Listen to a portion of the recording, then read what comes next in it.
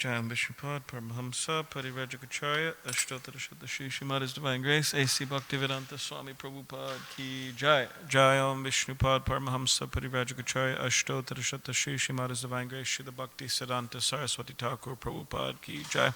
Ananta Koti Vaishnav Vrinda Ki Jai, Namacharya Srila Haridas Thakur Ki Jai, Prem Sikaho, Shri Krishna Chaitanya Prabhu Nityananda, Shri Advaita Gadadhar, Shivas Adi Gaura Bhakta Vrinda Ki Jai, Shri Shri Radha Krishna Gopa Gopinath Shama Kun Radha Kun Giri Govardhan Ki Jai, Vrindavandam Ki Jai, Navadvip Dham Ki Jai, Ganga Yamuna Mai Ki Jai, Tulsi Maharani Ki Jai, Bhakti Devi Ki Jai, Samaveta Bhakta Vrinda Ki Jai, New Dwarka Dham Ki Jai. All glories to the assembled devotees. All glories to the assembled devotees. All glories to the assembled devotees. All glories to Sri Guru and Sri Gauranga.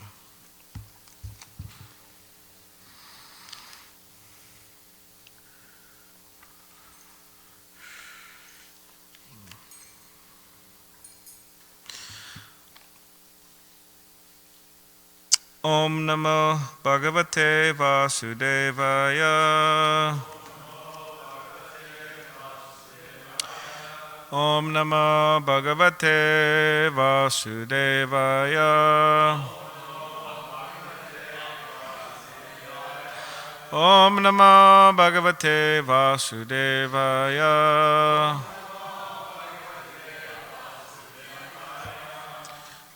Third canto, this titled The Status Quo. Chapter 8, The Manifestation of Brahma from Vishnu.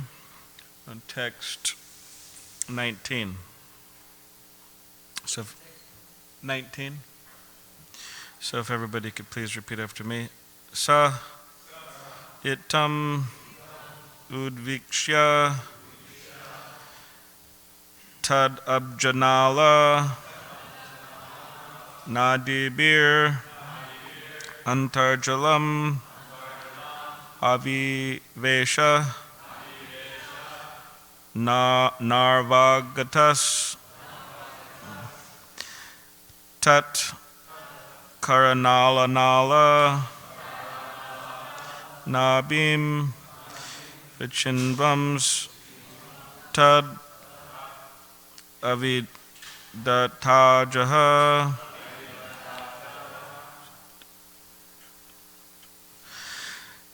sa itam udviksha tat abjanala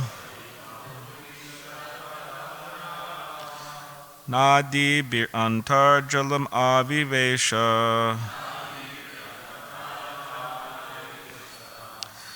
narvagatas tat karanala nala nabim vichinvams tadavindatajaha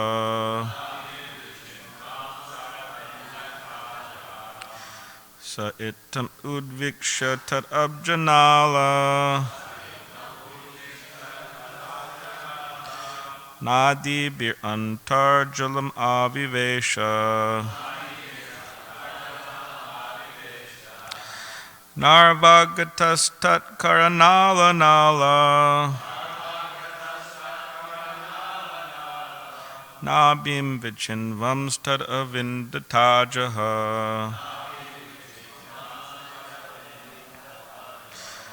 sa itam udviksha tat abjanala nadi bir antarjalam avivesha narvagatas tat karanala nala nabim vichinvams tadavindatajaha. Please chant.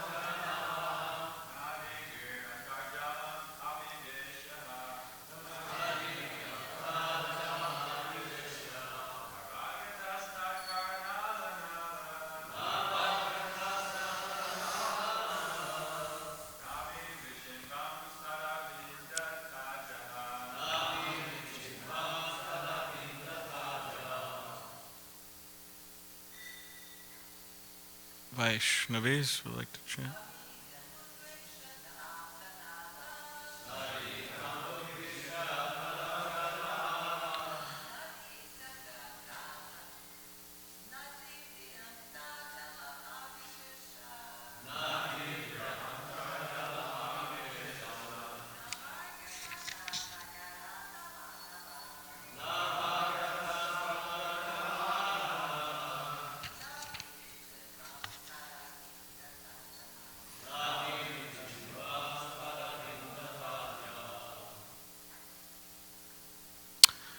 Saha He Brahma Itam in this way Udvikshya contemplating Tat that Abja lotus Nala stem Nadibihi by the pipe Antajalam within the water Avivesha entered into Na not Arvakataha in spite of going inside Tat Karanala the stem of the lotus Nala pipe Nabim of the navel Vichinvan thinking much of it Tat that Avindata understood Ajaha the self-born. Translation and commentary by His Divine Grace A.C. Bhaktivedanta Swami Prabhupada.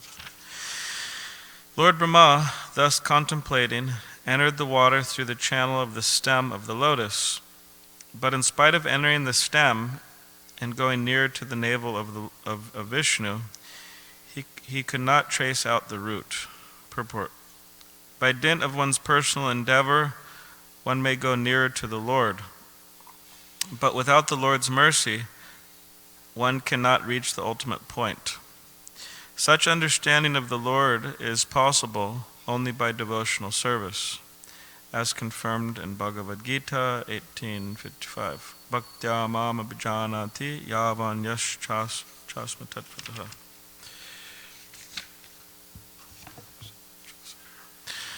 Om Jnanitivanandasya Gyananjana Shalakaya Chakshuvandalitam Yena Tasmai Shri Guruve Namaha Mukam Kadidvachalam Pangam Langai Tegidim Yat Kripatamaham Bande Shri Gurun Dinatarinam Vancha Kalpatarubhascha Kripa Sindhubhevacha Patitanam Pavanebhyo Vaishnavebhyo Namo Namaha Jaya Shri Krishna Chaitanya Prabhu Nityananda Shri Advaita Gadadhar Shivas Adi Gauda Bhaktivedanta Ki Hare Krishna, Krishna Krishna, Hare Hare, Hare Rama, Rama Rama, Hare Hare.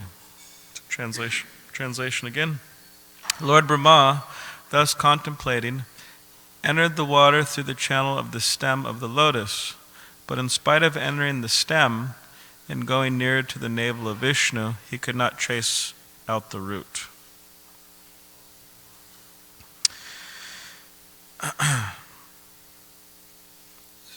So in Srila Prabhupada's purport, he, short but sweet purport,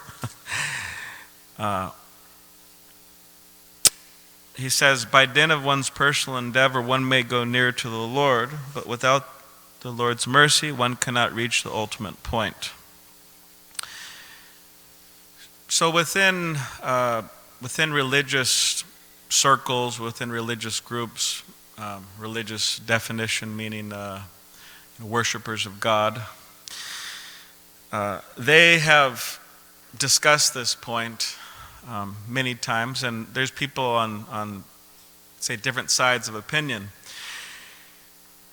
And one group is of the opinion that as human beings we are so helpless and conditioned that on our own endeavor, we practically cannot do anything. We're so fallen, we cannot do anything.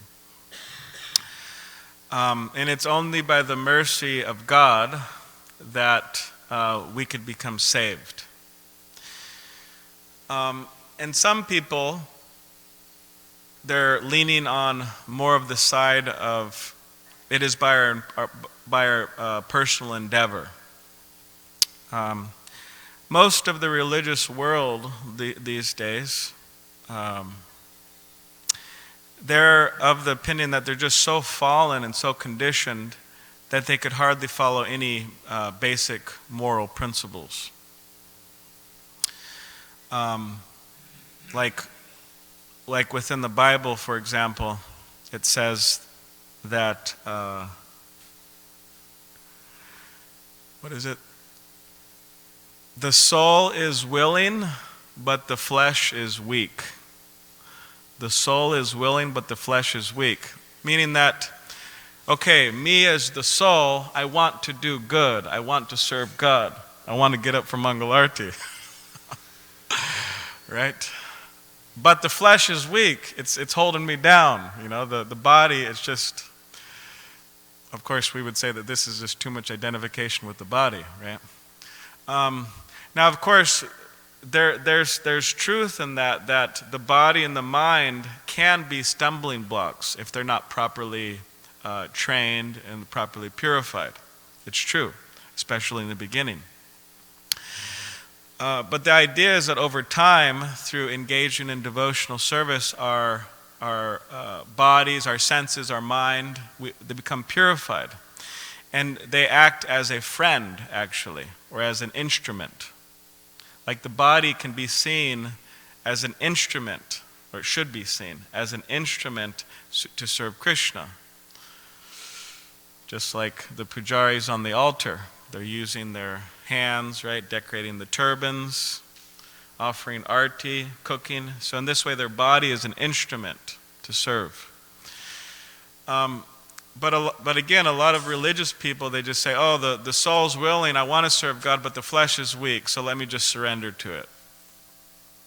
Let me just surrender to my lower self, and at the time of death, because God is merciful, or because Jesus Christ is merciful, then I'll be saved. I don't have to do much. But as followers of the Srimad Bhagavatam, as followers of Srila Prabhupada, he expected us to do as much as possible for Krishna and for the spreading of Krishna consciousness. It's not that we say, well,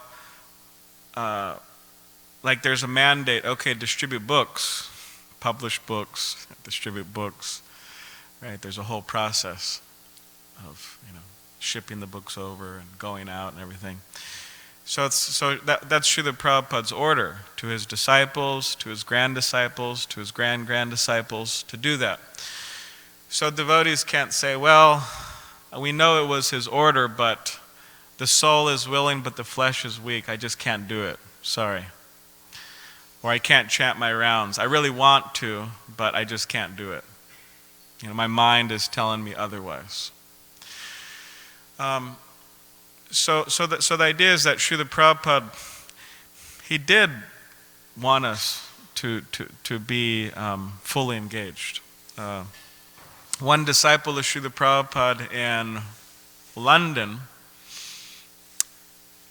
he was asked by this devotee, Balarama Prabhu, who was a brahmachari there in London. He accepted sannyas recently. His Holiness Swayam Bhagavan Keshava Maharaj. Anyways, he might be coming to America on the West Coast, so maybe we'll see him here in Los Angeles.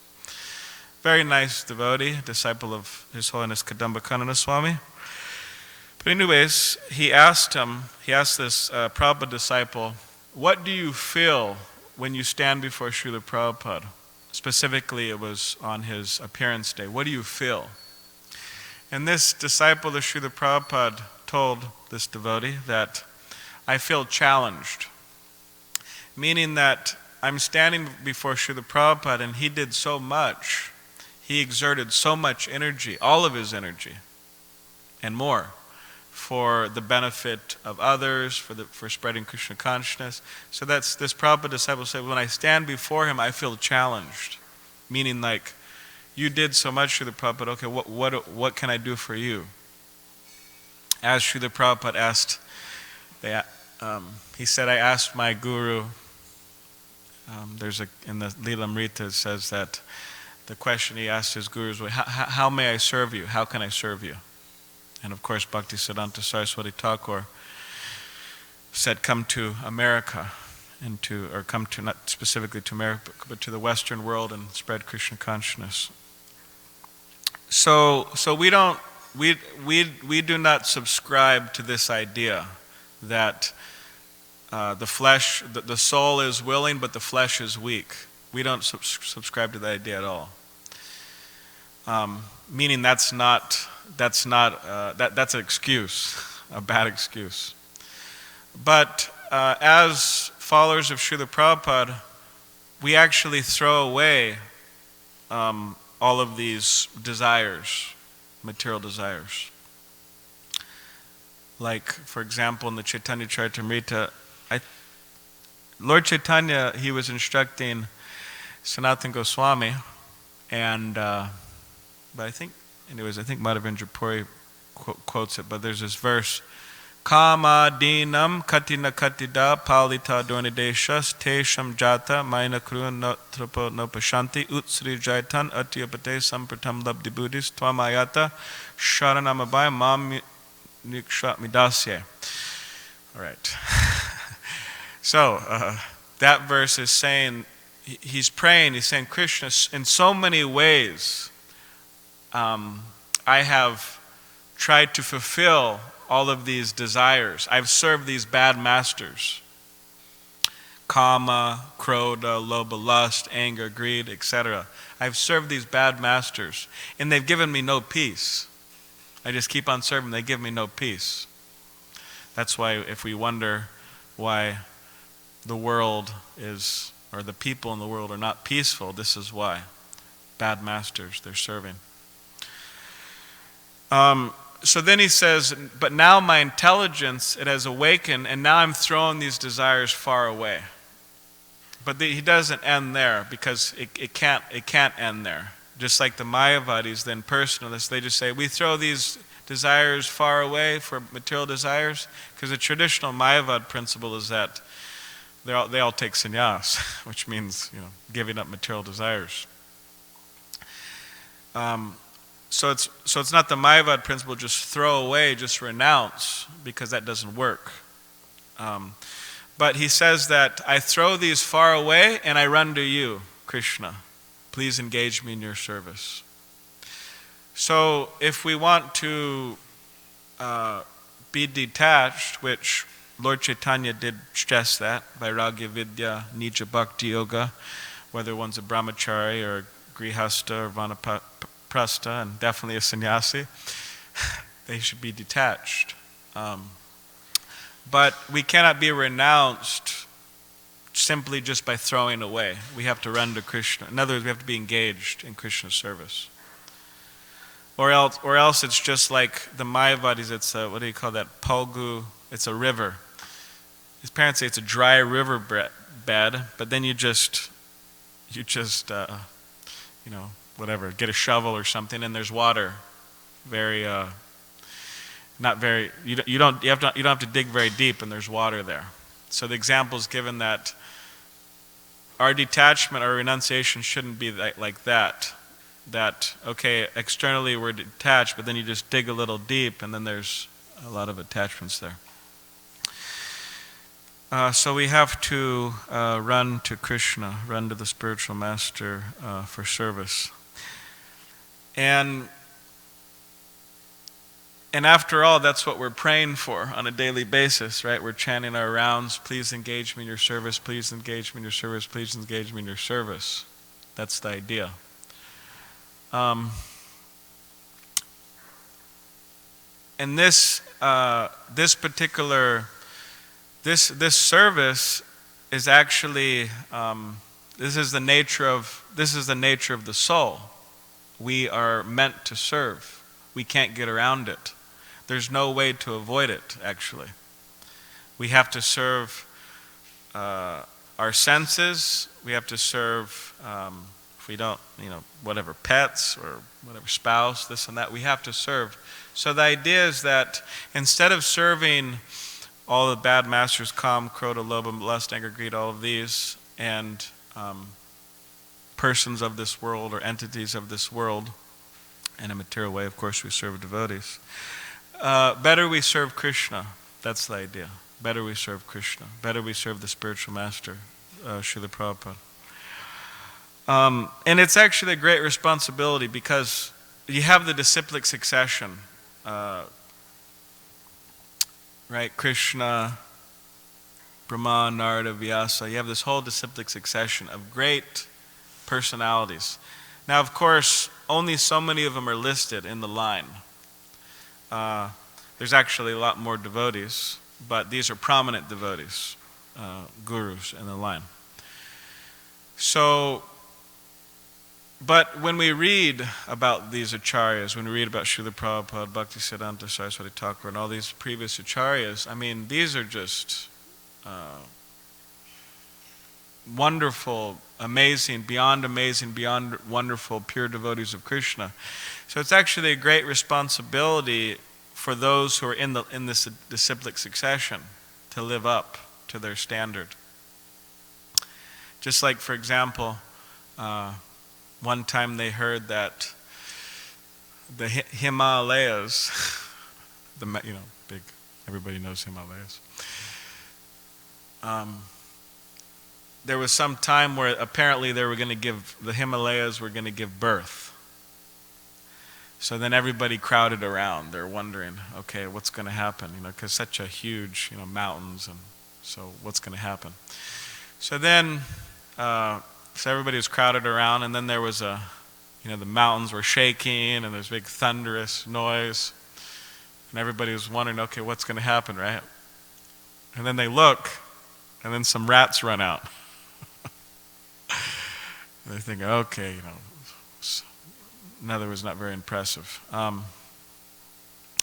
So to be a disciple of Srila Prabhupada, to be a grand disciple of Prabhupada, it's a great responsibility in the sense that for the disciples of Srila Prabhupada, Srila Prabhupada's their spiritual father, and the grand disciple's grandfather. So in other words, there's a certain standard of in which sons and grandsons and daughters and granddaughters are known. They have a saying, right? Give the family a bad name. Give the family a bad name. We don't want to give the family a bad name.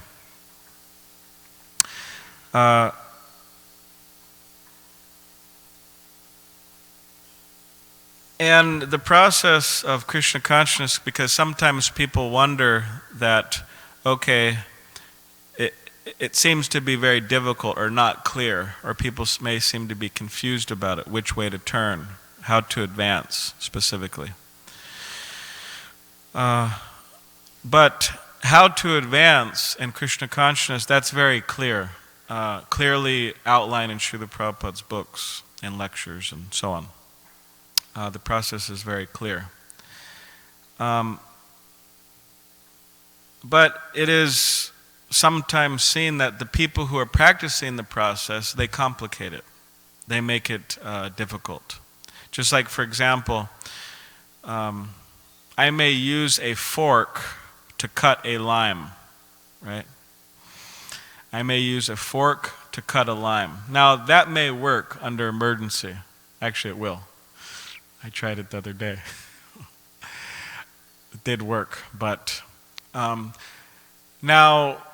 but try using a fork to cut up potatoes for the Sunday feast. You're going to be there a long time. It's just not the proper instrument. It doesn't work so well. Actually, it's just ridiculous. So similarly, by taking shortcuts in Krishna consciousness, this way, that way, or cutting corners, or however we want to, whatever terminology we want to use, it's similar to that. It just really slows down the process. Whereas Srila Prabhupada gave the example there's a whole process for cooking. It's a simple process, right? There's a flame, and then you put the pot on the flame, and you cook whatever you need to cook. But Srila Prabhupada gave the example that if you have the flame burning, and then you get a pot, and whatever, it's hanging from the roof, by a rope or something, very, there's quite a distance between the fire and the pot. How is that going to work? Like we have some devotee cooking breakfast right now, I suspect.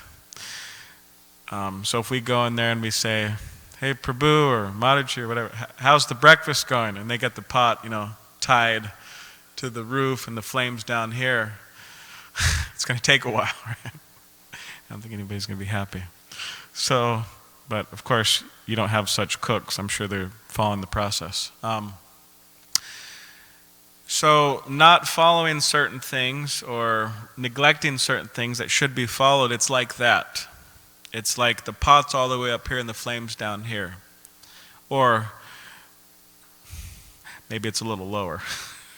It's gradually cooking, just slower. So as far as possible, we want to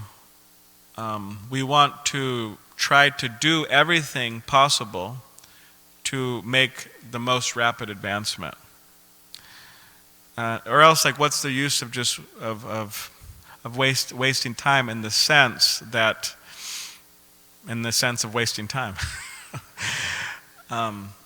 Means that we possibly could be making a lot more advancement than we are, provided we're doing certain things. So that's the idea. And again, sometimes people wonder that why isn't Krishna revealing himself to me? Why aren't I feeling the mercy of Krishna? And one thing in relation to that is that whether we realize it or not, we're actually like swimming in an ocean of mercy of Krishna. Means there's so much Maha Prasadam coming, that's Krishna's mercy. There's so much Bhagavat Katha or classes on Srimad Bhagavatam. We're chanting our rounds, we're doing our service, we're surrounded by devotees, especially living in a community. We're swimming in the ocean of mercy of Krishna. But sometimes like a fish doesn't realize they're swimming in the water. It's a similar principle.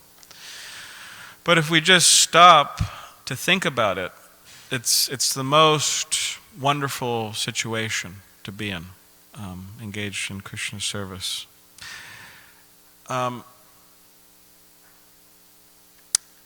sometimes people wonder that why aren't I making the advancement I want to, or that I think I should be. And they may say that, okay, well, I'm attending classes, I'm taking Charanamrita, I'm chanting my rounds, I'm doing service, I'm doing all these things. Why aren't I experiencing more? And of course, the idea is that it is due to offenses, or it is due to being inattentive in the process, not being attentive.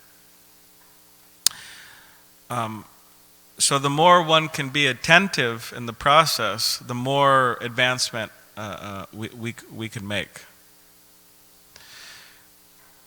And ultimately, it's the power of association. Like somebody asked His Holiness Giriraj Swami one time about, he was saying how he felt so much mercy and so much taste for Krishna consciousness. Specifically, it was one of these big kirtan festivals. Very wonderful kirtaniyas chanting, and he was feeling so happy in Krishna consciousness. So then he asked His Holiness Giriraj Swami that, I'm feeling it now, but then I leave the festival and then I kind of fall back into my own, old conditioning, and I'm not so happy in Krishna consciousness. And so, what do you have to say about that? And how do we solve that? And then His Holiness Giriraj Swami, he gave the example. He said the power of association means we always have to stay close and advanced association, and we'll feel that more and more and more. But he said that there was a time that, anyways, this person, he, in traditional India, before toilets existed, there was a time. But he went out in the morning to, evacuate in the field, and then, he did that, and then he looked down and he said, "Oh, that's disgusting." And apparently, in this story, what happened is the feces, talked back to him and said, "Hey, before I associated with you, I was a nice samosa, before I associated with you." So His Holiness Giraj Swami gave that example, and he said the power of association that makes all the difference in the world. Actually, we become ugly. Ugly is not means our mind becomes ugly by bad association, and by good association we become spiritually beautiful, like Prabhupada says in the Krishna book. Before my disciples, they look very dirty and unhealthy and all that. They said now they've taken to Krishna consciousness, they're very bright-faced, and they're wearing their tilak and their saffron robes. In this case, Prabhupada said saffron robes, but whatever, white robes, whatever. And they're looking like they just came from Vaikuntha, and they're dancing like jubilant peacocks. So therefore, there's an idea that we're associating every day with Srila Prabhupada, reading his books, hearing the classes. We're associating with disciples of Srila Prabhupada, very important. And Krishna, right? Rukmini Dwarkadish on the altar. So we're associating all the time.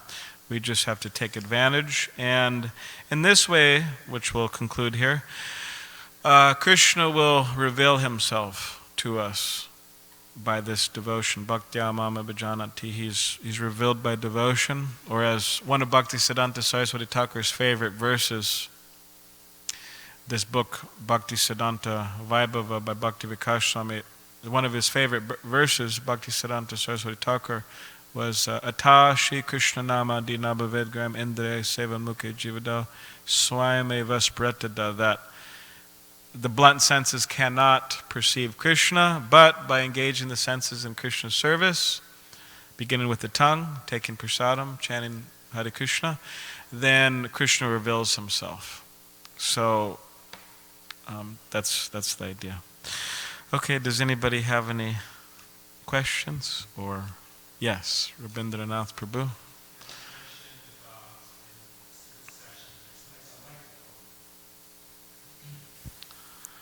Yeah, you mentioned in the succession there's so many names there, but there's other devotees that are in there also. Where is that stated? Okay. Well, what I meant to say, and maybe I was clear enough, that these devotees in the disciplic succession in the line, there obviously are our disciplic succession, our acharyas.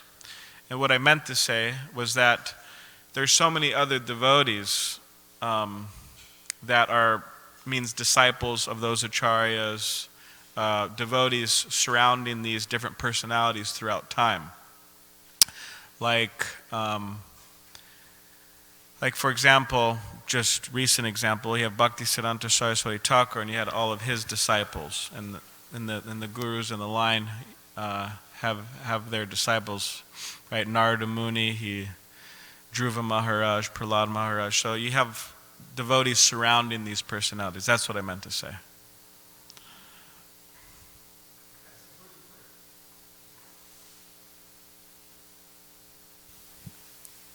Your statement was clear.